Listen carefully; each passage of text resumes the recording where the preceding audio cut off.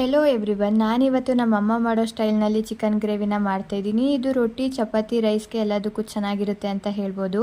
ಒಂದು ಜಾರಿಗೆ ಈರುಳ್ಳಿ, ಟೊಮೆಟೊ, ಹಸಿಮೆಣಸಿನ್ಕಾಯಿ, ಪುದೀನ, ಕೊತ್ತಂಬರಿ, ಶುಂಠಿ, ಬೆಳ್ಳುಳ್ಳಿ, ಒಂದೆರಡು ಲವಂಗ, ಒಂದು ದೊಡ್ಡದಾದ ಚಕ್ಕೆ ಮತ್ತು ಒಂದು ಏಲಕ್ಕಿನ ಹಾಕೊಂಡು ನೀಟಾಗಿ ಗ್ರೈಂಡ್ ಮಾಡ್ಕೊತಾ ಇದ್ದೀನಿ. ನೆಕ್ಸ್ಟ್ ಒಂದು ಪ್ಯಾನಿಗೆ ಸ್ವಲ್ಪ ಎಣ್ಣೆ, ಸಣ್ಣದಾಗಿ ಹಚ್ಕೊಂಡಿರುವಂಥ ಈರುಳ್ಳಿ ಮತ್ತು ಒಂದು ಪಲಾವ್ ಎಲೆನ ಹಾಕೊತಾ ಇದ್ದೀನಿ. ಪಲಾವ್ ಎಲೆ ತುಂಬಾ ಚೆನ್ನಾಗಿ ಫ್ಲೇವರ್ ಕೊಡುತ್ತೆ, ಸೊ ಹಾಗಾಗಿ ಹಾಕೊತಾ ಇದ್ದೀನಿ. ಇಲ್ಲಿ ನೀಟಾಗಿ ತೊಳೆದಿಟ್ಕೊಂಡಿರುವಂಥ ಚಿಕನ್ನ ಹಾಕಿ ಸ್ವಲ್ಪ ಉಪ್ಪಿನ ಪುಡಿ ಮತ್ತು ಸ್ವಲ್ಪ ಅರಿಶಿನ ಪುಡಿನ ಹಾಕೊಂಡು ಚಿಕನ್ ನೀಟಾಗಿ ನೀರು ಬಿಟ್ಕೊಳ್ಳುತ್ತೆ ಅಲ್ವಾ, ನೀರು ಬಿಟ್ಟು ಅದು ಎಣ್ಣೆ ಬಿಡೋವರೆಗೂ ನೀಟಾಗಿ ಫ್ರೈ ಮಾಡ್ಕೊಬೇಕು.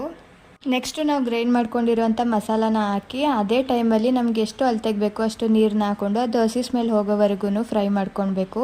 ಸ್ವಲ್ಪ chilli powder, garam masala, chicken ಮಸಾಲಾನ ಹಾಕೊಂಡು ರುಚಿಗೆ ಎಷ್ಟು ಬೇಕೋ ಅಷ್ಟು ಉಪ್ಪು ಹಾಕೊಂಡು ಮೇಲೆ ಕೊತ್ತಂಬರಿ ಸೊಪ್ಪನ್ನ ಹಾಕೊಂಡ್ರೆ ಸೂಪರ್ ಟೇಸ್ಟಿ ಆದಂಥ ಚಿಕನ್ ಗ್ರೇವಿ ರೆಡಿ ಆಗುತ್ತೆ. ನೀವು ಒಂದ್ಸಲ ಟ್ರೈ ಮಾಡಿ, ತುಂಬಾ ಚೆನ್ನಾಗಿರುತ್ತೆ.